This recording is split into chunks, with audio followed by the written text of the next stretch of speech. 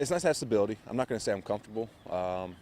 It's my 7th or 8th year in, and I just never felt comfortable, and I never want to feel comfortable. It's one of the things where I feel like I just need to keep getting better every year. And my career's always been I'm clawing my way in, just trying to stay in. So it's nothing to do this year, and it'll be fun.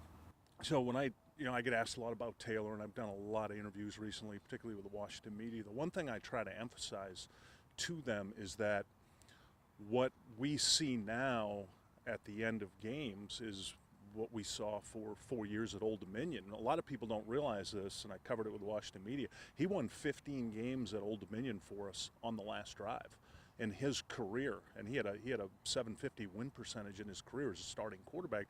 15 games he won on the last drive, and if you look at last year, that first Giants game that was on national television, late drive to win it. The Falcons game, a miraculous cross-field touchdown pass to win it.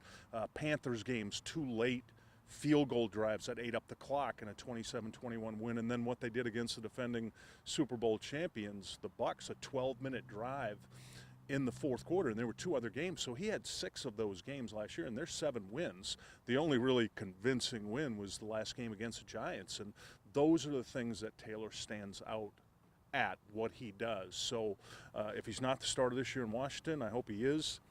He's valuable. He's improved his resume, and he may be on another football team if that opportunity doesn't present itself in Washington. After talking to some coaches after last year, they pointed out a couple things that they thought I should work on, and so I went and saw this quarterback guy out in LA who works with a lot of guys around the league. So I felt like my velocity is better on the ball right now, and there's a couple improvements I've made. So I'm excited about where my game's at right now, but there's always room to improve. Not surprised with how he performed, and really not surprised that when he stepped into the Chargers game, the very first game last year, Ryan Fitzpatrick got hurt. And at the time, nobody knew that was a season-ending injury. He came in and right immediately in the huddle had a calming presence. The guys talked about it after the game, that he was no different than he was in the Bucs game the year before when he basically went off in the playoffs. And I've always seen that guy. That's how he approaches the game. Now, that fire is burning strongly inside. I mean, he's one of the most competitive people I've ever coached, but he has a way to make, whether it's Connor or Coach Wilder or whoever, feel like everything's going to be fine.